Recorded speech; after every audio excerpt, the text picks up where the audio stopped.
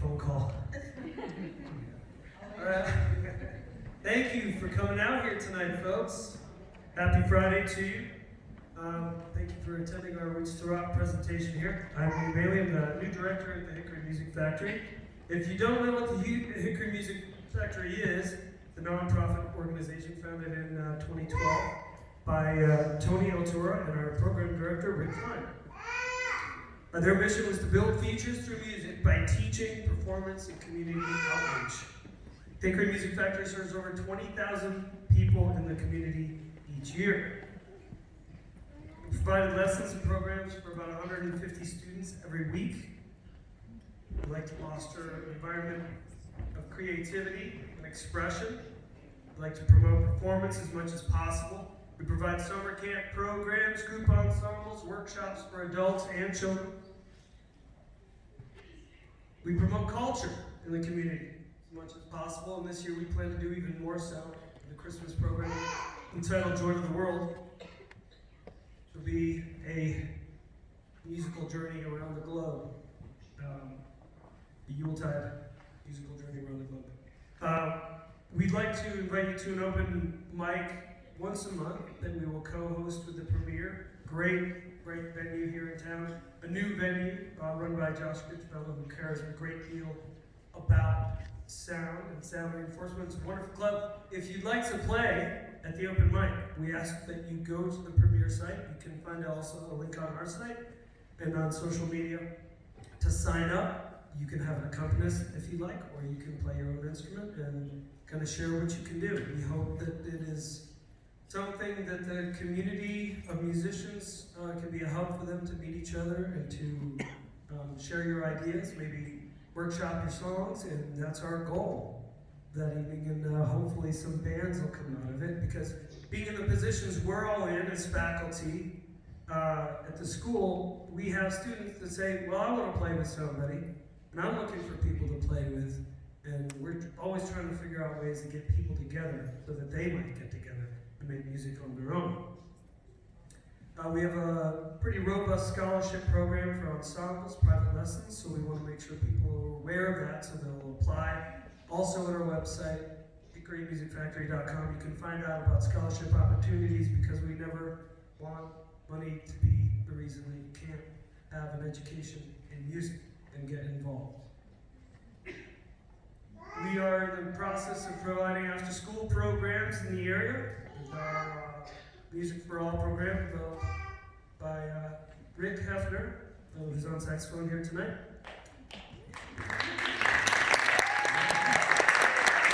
He's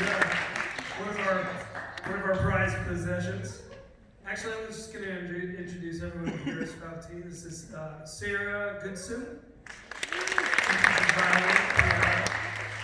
This is Rick Klein, our program director. Creator of this program and who we're developing it with. This is Matt Sigmund. He teaches guitar.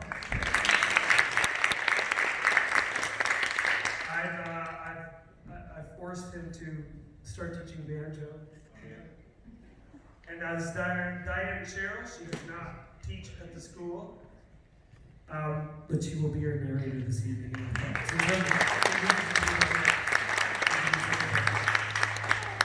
This is Sanaya. Sanaya's last name? Bennett. Sanaya's doing all of our video. So one of our goals in the next year or two, it takes a little while, we've come to find, is to perform a version of this Roots to Rock program in all the Hickory City elementary schools and all area county schools.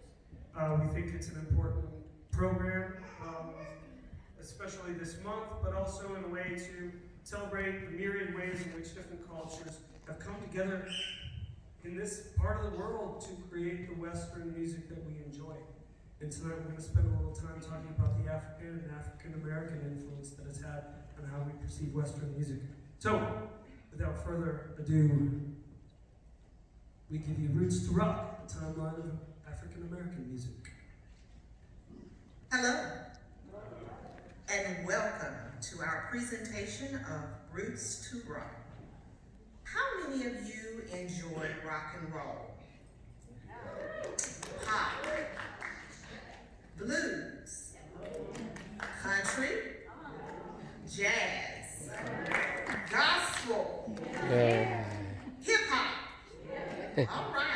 The roots of all those styles of music came directly from the African American experience, reflecting on both the hardships and the triumphs. African American music has also served to shape our national identity, profoundly influencing the lives of all Americans.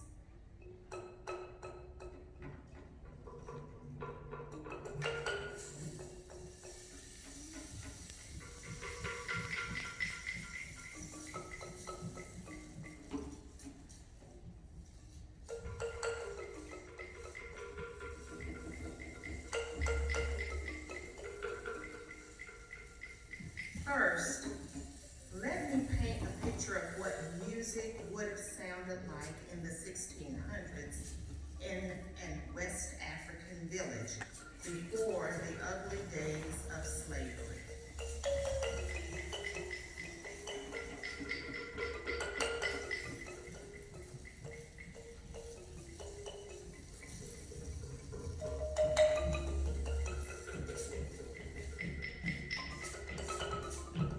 There would be drumming, dancing, singing, and the telling of stories from their history and past generations. African instruments were more than just noise makers. They channeled the voice of its player to the listener. Yes, the instruments spoke. Spoke, you say? The music flowed out of them like words, expressions, and feelings. In Africa, musical instruments kept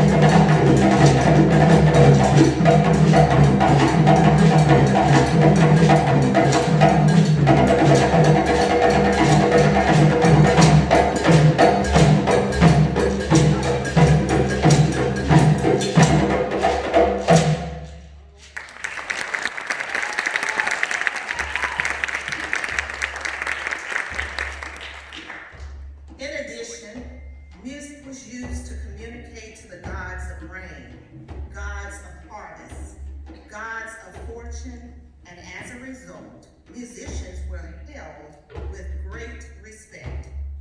Music was a part of every aspect of life and death. Children learned to sing and dance by the time they could walk, and the elders were celebrated as centerpieces of the village.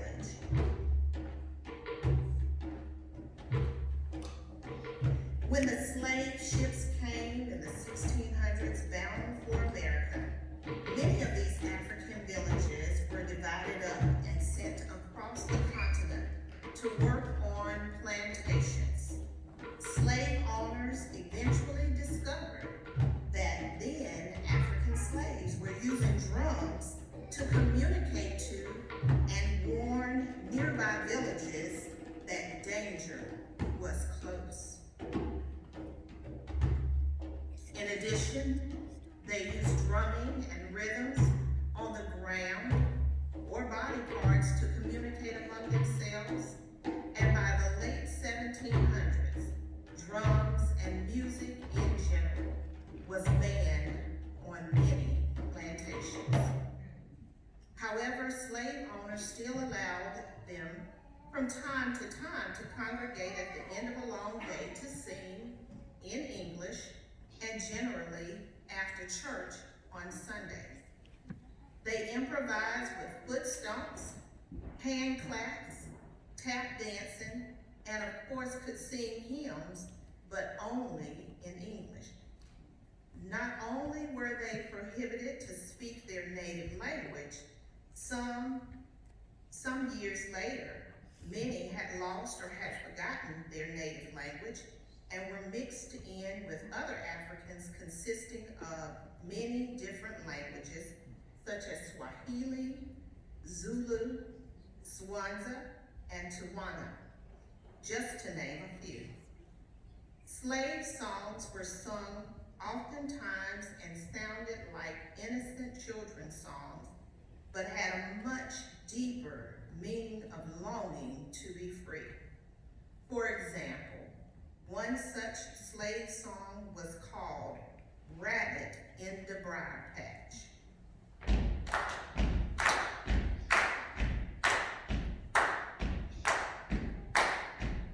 Rabbit in the briar patch, squirrel in the tree.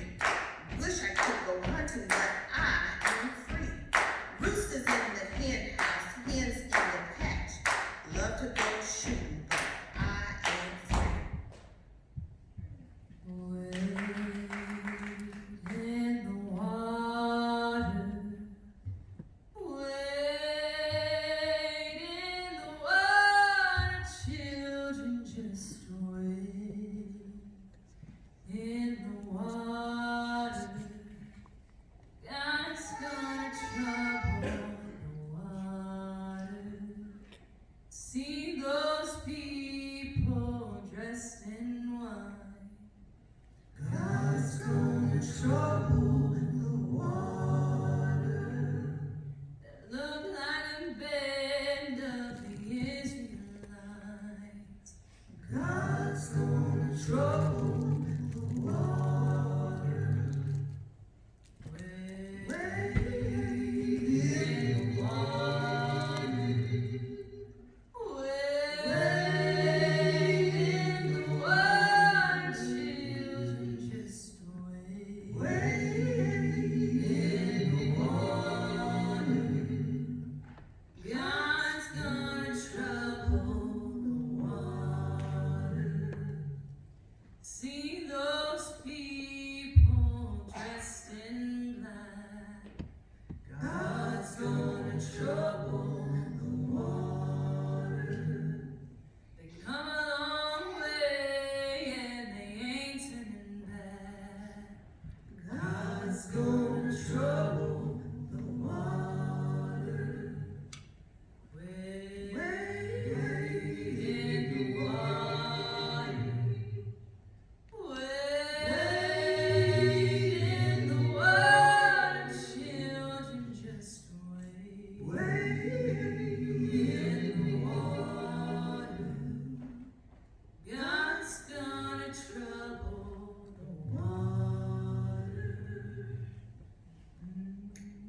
African American spirituals was born out of the agony of individuals stripped from their homes and identity and forced into slavery.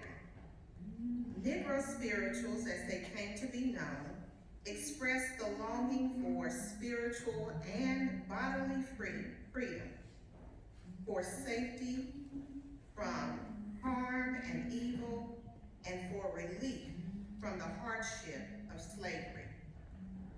Labor was oftentimes excruciating and demeaning, involving hours of back-breaking labor under the sun. Slaves developed songs to help pass the time. Work songs and spirituals were created to pass the time as well as to communicate with one another. Workers were prohibited from talking about their slave masters, so they often developed code words. These songs usually took on a tone of hardship and struggle, representing their sorrows rather than their joys. Like tears, they were a relief to aching hearts. Slave spirituals were among the earliest songs sung by slaves. Swing low, sweet chariot, coming for to carry me home. Swing low, sweet chariot, coming for to carry me home. I looked over Jordan and what did I see? Coming for to carry me home. There was a band of angels coming after me, coming for to carry me home. Some slaves were being required to learn how to play the guitar, violin, and other European instruments to entertain white audiences. They were also required to attend church, often staying afterwards in fellowship to participate in songs. The Christian belief of repentance and deliverance became the theme to one of the biggest influences to African American music. Part of the Bible, such as the Exodus, represented slavery, and the Mississippi River was a substitute for the Jordan River. Many songs offered code messages. Some, like Follow the Drinking Gourd, Steal Away, and Wade in the Water, contained coded instructions for escape to the north and how to navigate the Underground Railroad. Slave songs often disguised fighting for freedom as good versus evil, or God versus the devil. Hold on, just a little while longer. Hold on, just a little while longer. Hold on, just a little while longer. Everything will be alright. Sing on just a little while longer. Sing on just a little while longer. Sing on just a little while longer. Everything will be alright.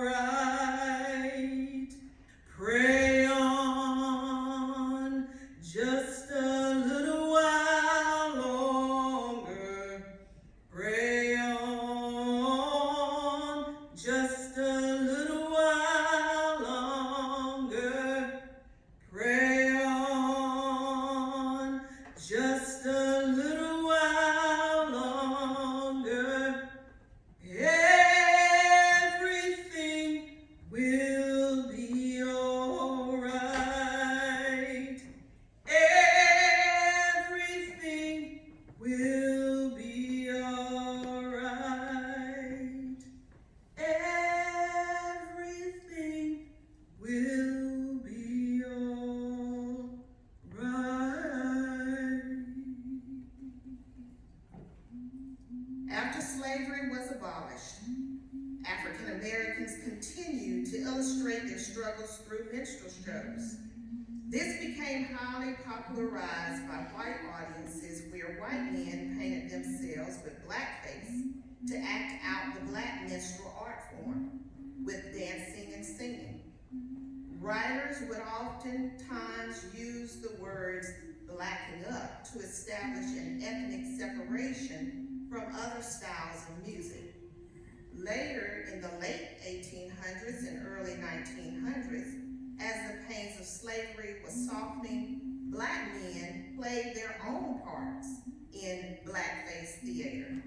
As humiliating and demeaning as it was, black men were beginning to integrate themselves in front of white audiences, making it possible to perform black music, which at that time was considered music for the ignorant by white audiences.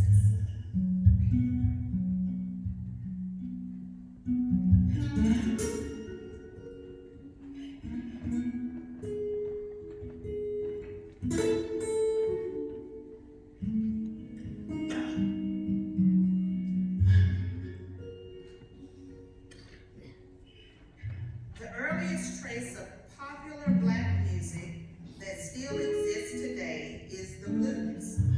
With the difficult transition from slavery to freedom in the mid-1800s, the blues became an outlet and therapeutic release for black people to unburden themselves from the harsh reality of life.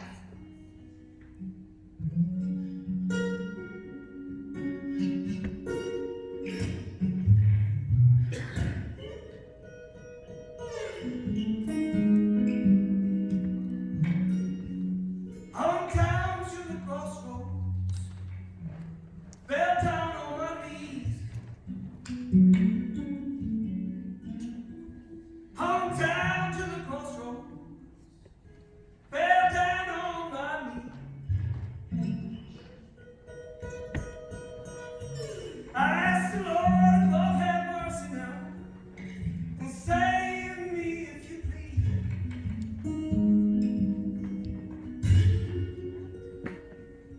I was standing at the crossroads.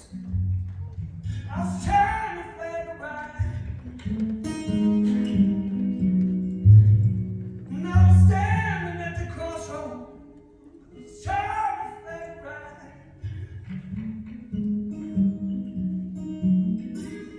I believe to my soul now, everybody passed me by.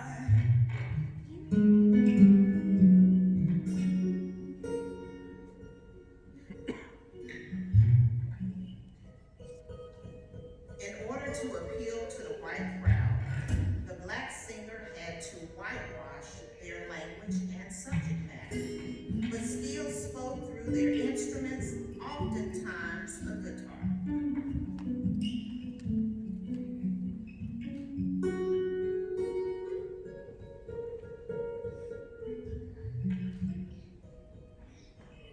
The guitar was brought over to America from Spain, where classical guitar was popular. In America, it was considered very portable and an inexpensive instrument to make, and was oftentimes used around campfires among soldiers during the Revolutionary and Civil Wars.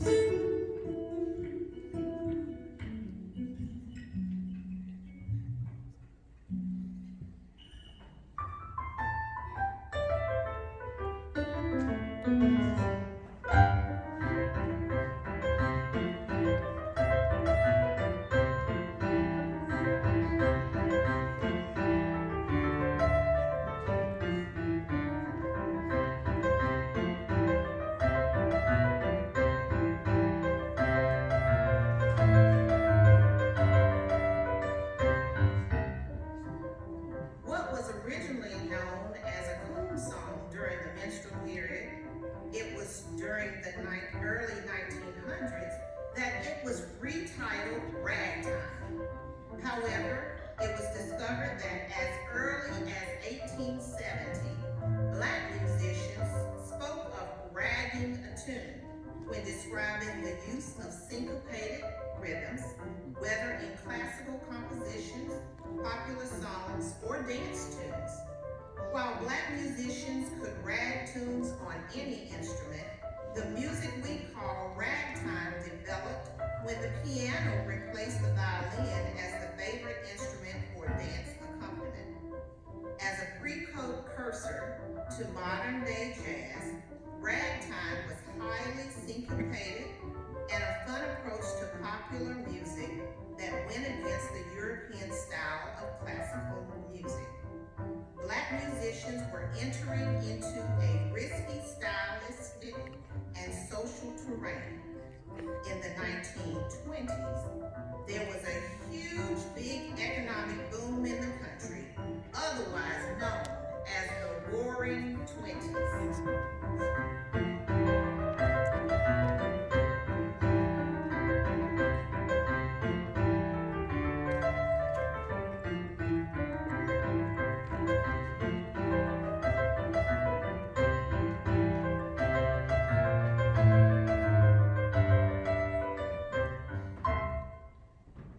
Experimental music ideas were happening in the early 1900s in New Orleans, where many free slaves lived among a large culturally diverse population. One big name from this time period was Jelly Roll Morton, known for his flashy suits and bad boy attitude. Morton grew up in New Orleans, where race was less discriminated against, and white and black artists collaborated in the public view. New Orleans had a history of black music being performed on Sundays on Congo Square by slaves and free black men. The communion of Christian hymns with African traditions was bold, but made it easier for black people to publicly perform and express themselves.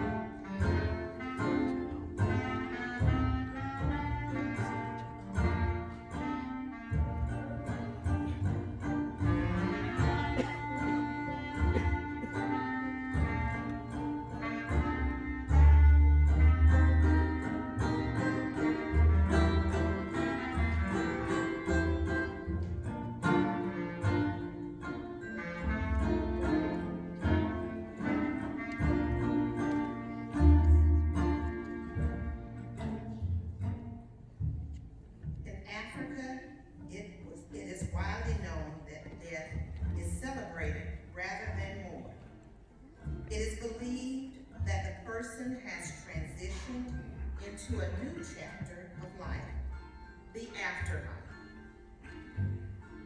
This tradition was Americanized by the development of Dixieland music. Former slaves now played European instruments such as the clarinet, trombone, marching drums, trumpet, banjo, the fiddle, etc. For funerals, the coffin would be paraded through the streets on its way to the cemetery. The music would be slow and somber, but but would quickly break into an up-tempo, joyful celebration of life. To this day, New Orleans still celebrates its rich Black history with their yearly Mardi Gras.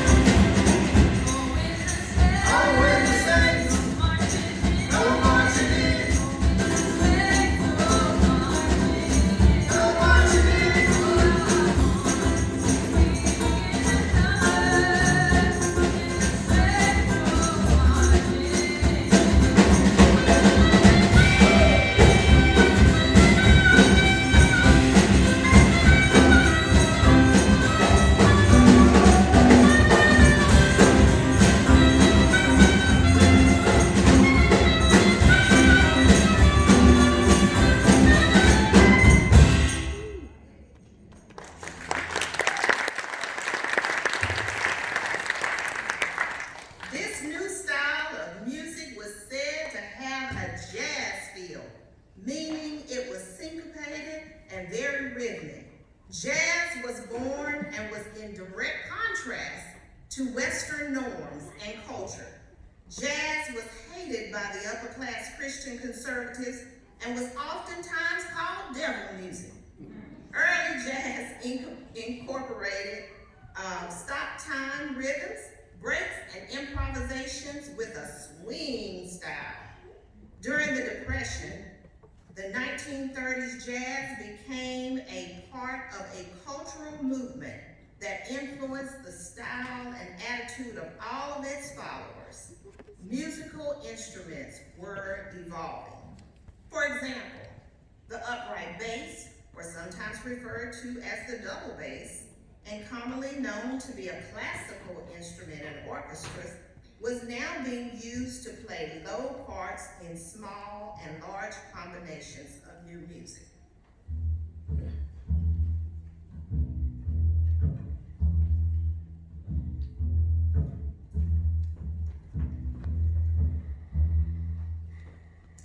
Violins were also in abundance from Europe and became commonly known as a fiddle. Fiddles were played in a loose folk way compared to the structured, traditional, classical forms of music.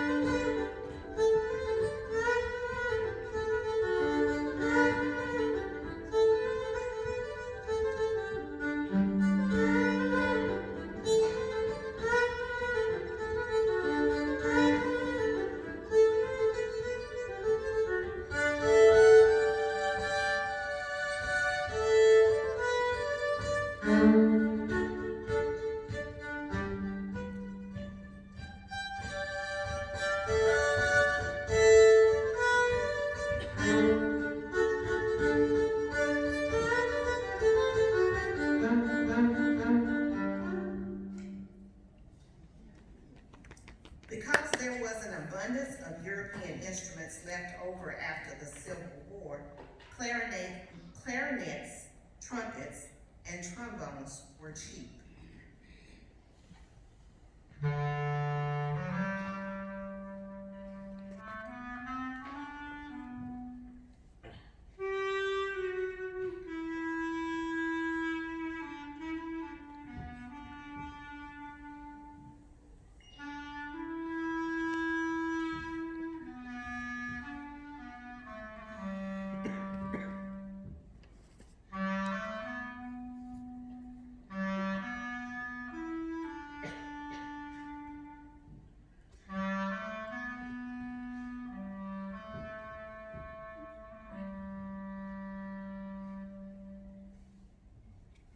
In the late 1700s, some Africans were able to bring musical instruments with them or build new ones in this country.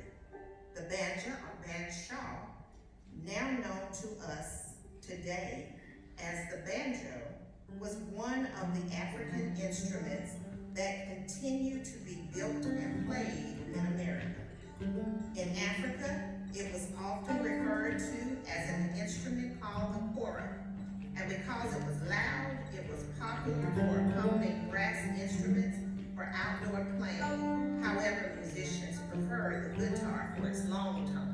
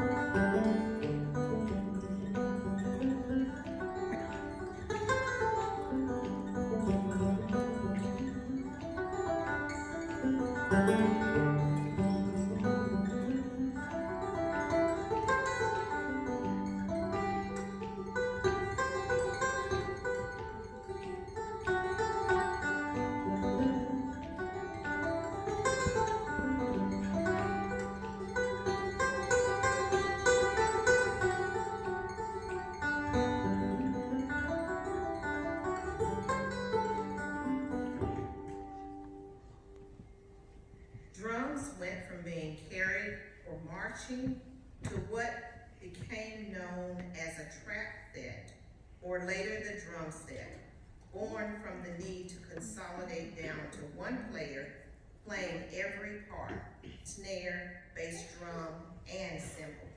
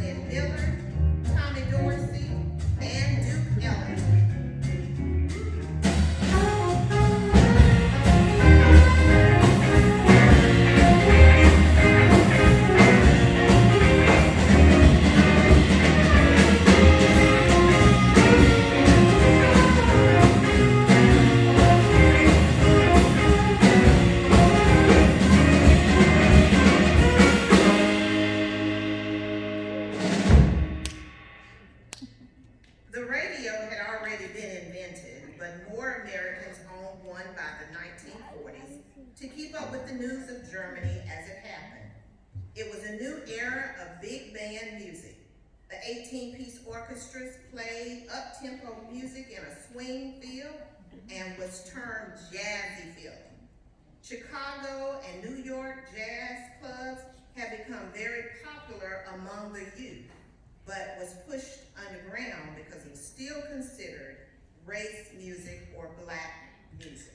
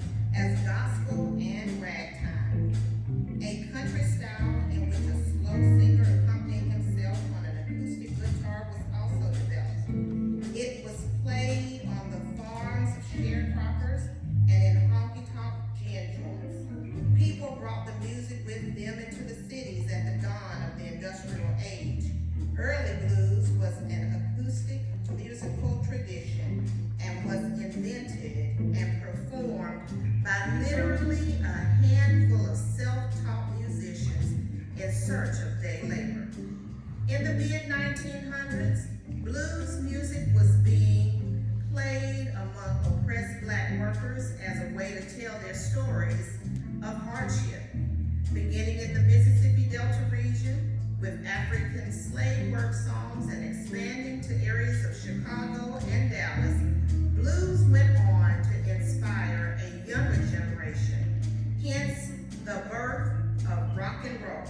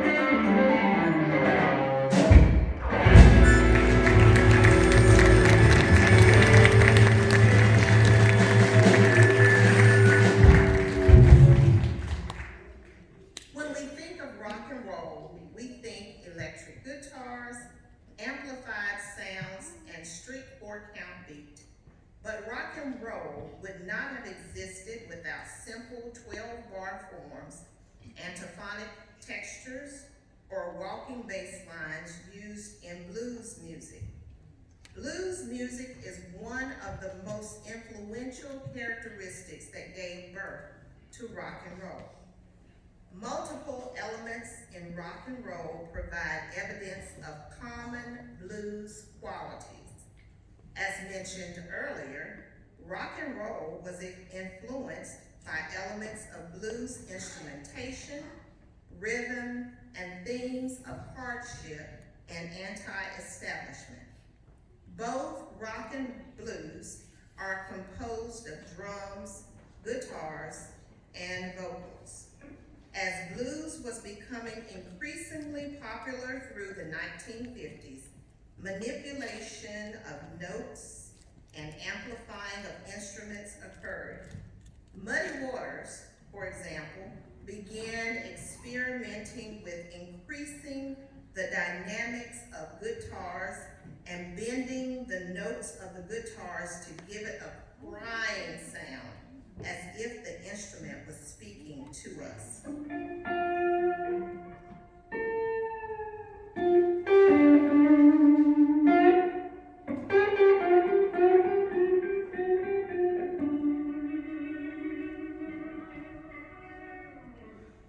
Sound familiar?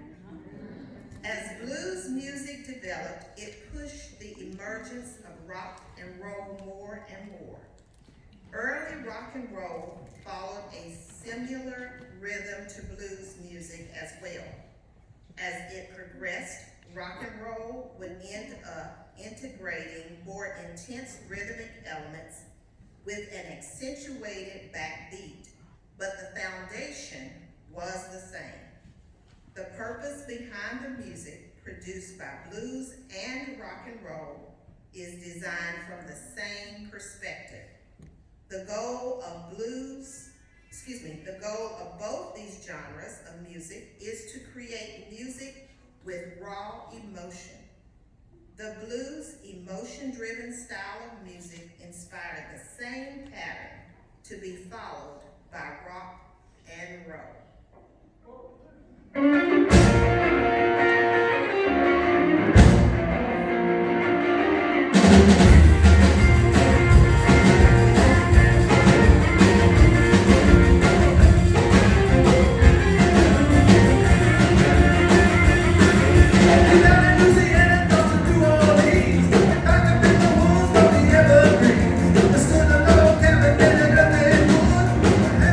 Boy, they trying to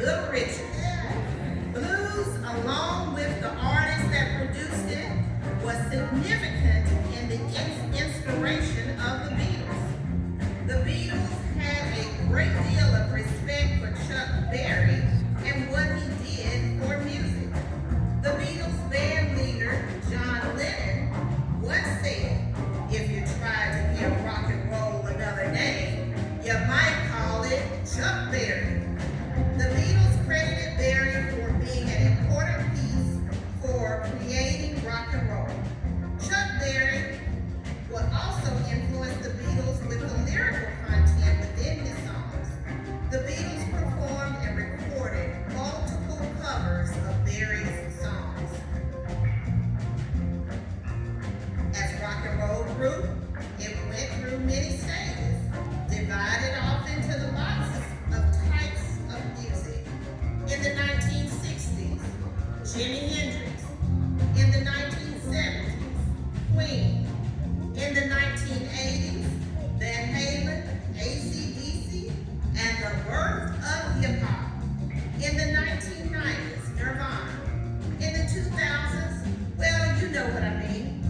The one thing all of this music had in common is a strong beat, layered with a simple chord structure, a bass guitar line, and a melody that most often tells a story.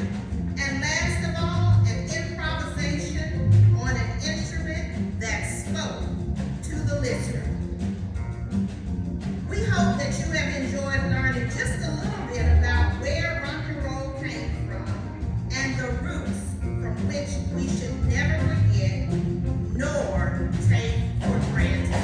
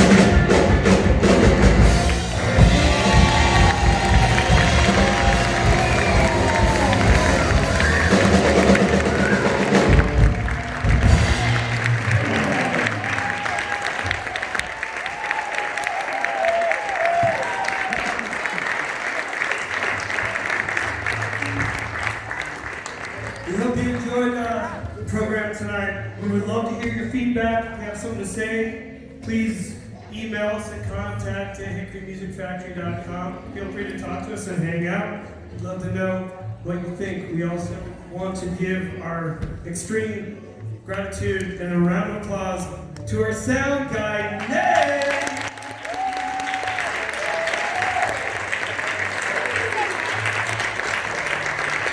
He really came in and rescued us. Thank you everyone for being here tonight. Thank you. Hope to talk to you.